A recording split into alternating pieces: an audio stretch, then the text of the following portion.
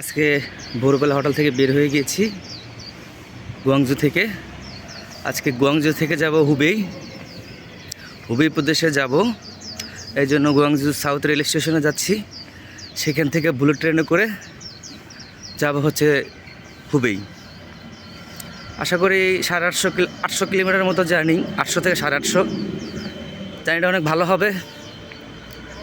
So আপনাদের সাথে নিয়ে যাব, দেখবেন আপনারা, আমিও দেখব। সকালের এখানকার পরিবেশটা একদম নীরব। সকাল ঘুম থেকে আসলে কেউ তেমন একটা লোক ওঠে না।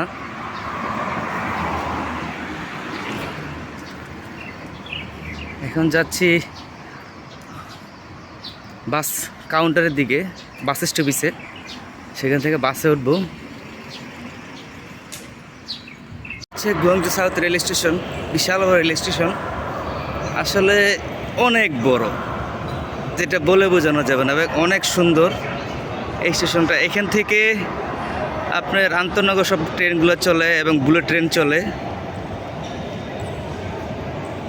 সো অনেক বড়।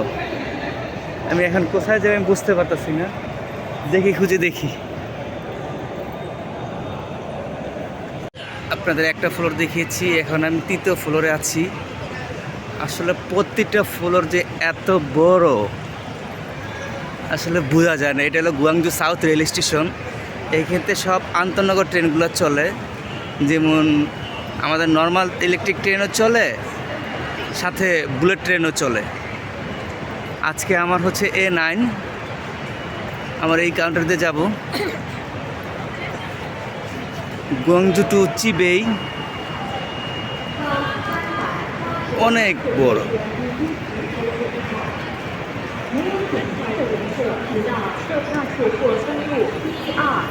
Waiting room.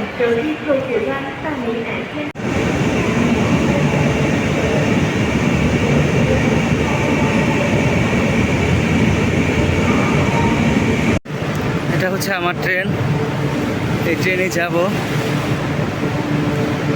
ট্রেন 1168।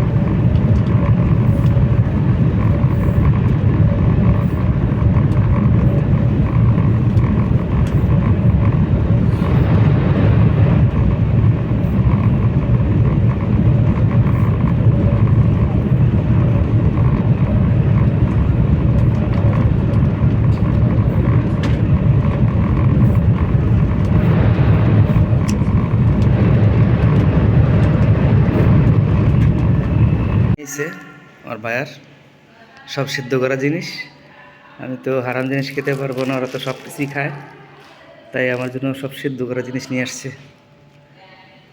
আমি বলে দিয়েছি যে আমি মুসলিম, এটা দেখো একটু। কনফারেন্স রুমে আছি,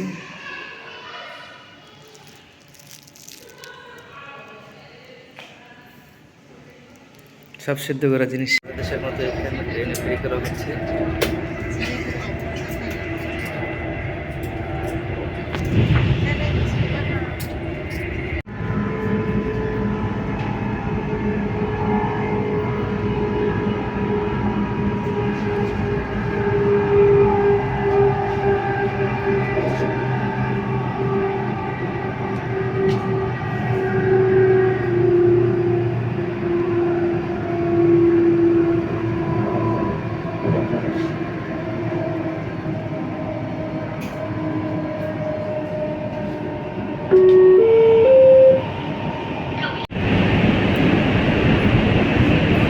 রাত হয়ে গেছে, আজকে বুলেট ট্রেনে আমার সন্ধ্যা ট্রেনে উঠেছি, রাত হয়ে গিয়েছে।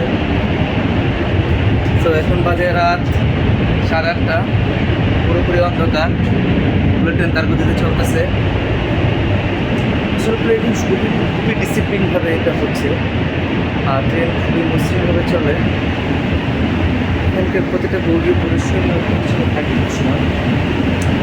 আসলে এটা কী বলবো, চায়নার অনেক উন্নত তাদের এই ফ্যাসিলিটির জন্য।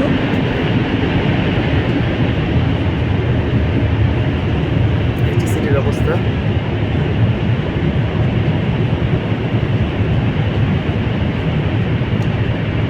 যেমন ফ্যাসিলিটি তেমনই তার কস্টিং। এখানে আপনি যদি বিমানের টিকিট কাটেন, সেক্ষেত্রে আপনার 1 মাস আগে বিমানের টিকিট কাটলে যে ভাড়া পড়ে, প্লেনের ভাড়া তাই পড়ে, তার চেয়ে কম পড়ে না। প্লেনের ভাড়া অনেক এক্সপেন্সিভ, সবাই এটার জন্য বের করে না। একজন পরিচ্ছন্ন কর্মী কিছুক্ষণ পর এসে জিজ্ঞেস করে যে আপনার কোনো কিছু ফেলে দেবেন কি না, ওগুলা অস্ট্রিচ তুলে নিয়ে যায় উনি। আমি এরকম দেখতেছি আপনার 15 মিনিট পর পরে উনি আসতেছে, জিজ্ঞেস করতেছে অস্ট্রিচ হয়েছে কিনা, তাই উনি নিয়ে যাচ্ছে সাথে সাথে। আর এখানে একটা কথা, ধূমপান একদম অ্যালাউ নেই, কিন্তু এখানকার লোক একটা দারুণ একটা জিনিস করে, এখানের লোকগুলো একটু বিড়িঘর বেশি। তো ওনারা স্টেশন 2 মিনিট ব্রেক দিলেই, যদি স্টেশন তো কম, যদি একটু খুলে তারা সাথে সাথে বের হয়ে 2-1টা সিগারেট টান দিয়ে নেয়। আসলে চায়নার লোকেরা একটু বিড়িঘর। আমার দেখা মত আমি যা দেখেছি সবচেয়ে দেশের যে কটা দেশে গিয়েছি সবচেয়ে বেশি বিক্রি করেছে চীনে। সো এই হলো অবস্থা।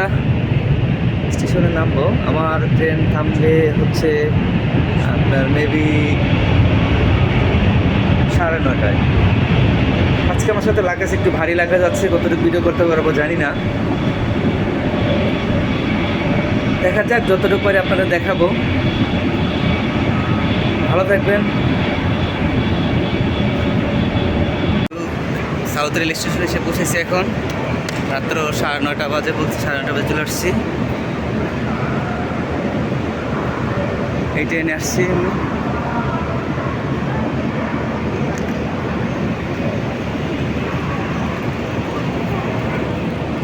তুমি সামনে যাও, সামনে দিয়ে নিচে নামো, নিচে মেট্রো, তাই আমি এখন নিচে যাব।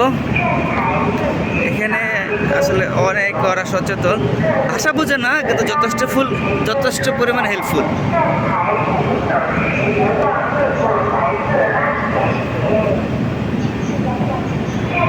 গুয়াংজু সাউথ শেষ স্টেশন, সবাই নেমে গিয়েছে।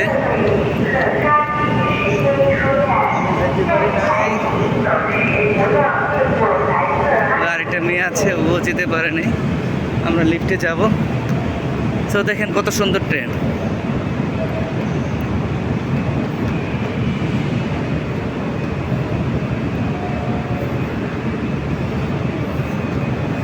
এই হচ্ছে ওদের বুলেট ট্রেন।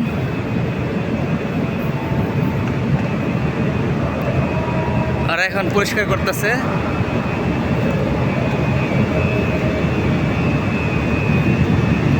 বিশাল বড় গুয়াংজু সাউথ, অনেক বড় রেল স্টেশন।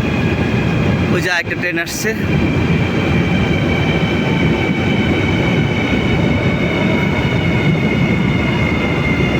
এই স্টেশনটা সবাই বুলেট ট্রেন, এখানে সব বুলেট ট্রেন চলে। গুয়াংজু সাউথ হচ্ছে বুলেট ট্রেন স্টেশন, মূলত সব জায়গায় যায় এখান থেকে।